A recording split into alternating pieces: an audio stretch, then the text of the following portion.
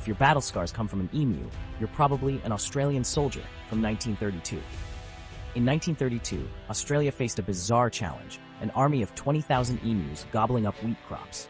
These flightless birds were causing chaos, so the government declared war on them. Armed with machine guns, soldiers thought they'd make quick work of the emus. But guess what? The emus were faster and smarter than expected. Despite thousands of rounds fired, the emus outmaneuvered the troops. One soldier even joked, if we had a military division with the bullet-carrying capacity of these birds, it would face any army in the world. After a month of battle, the soldiers retreated and the emus claimed victory. The Great Emu War was over and the birds reigned supreme. So next time you're in Australia, remember, it's not just the kangaroos that are tough. The emus are battle-hardened too.